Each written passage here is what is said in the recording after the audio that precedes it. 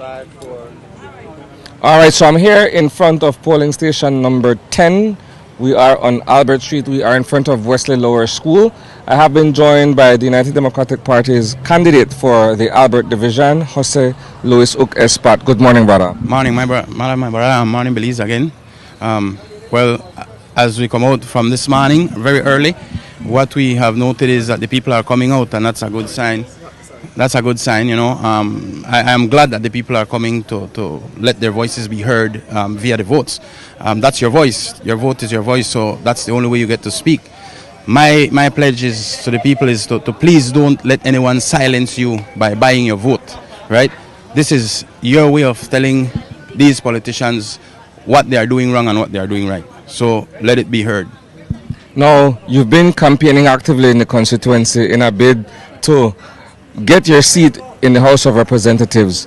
What has been your observation since this morning? You're at the end of your campaign. Now it's the time that it's either do or die. All right.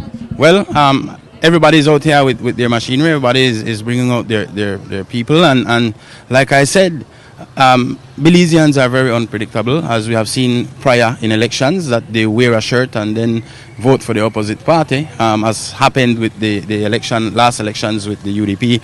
Everyone came out and everyone thought UDP would win, and then the PUP won. So it's very unpredictable. So election is won on election day. After the day is over, we'll count the votes and see what happens. Whatever the results are, I respect that. We're in a democracy, and I respect the democracy. I respect the other two candidates, my opponents. Never disrespected anyone. That's what I bring to the table. Now, a drive around Belize City shows us it's a bit slow since morning. What do you make of that, particularly here in Albert? Well, it's been slow but constant. So every time you pass here, you never see the line empty. There's always people in the line. It's very slow, and I do believe people are discontent with what is going on. I mean, this election made history.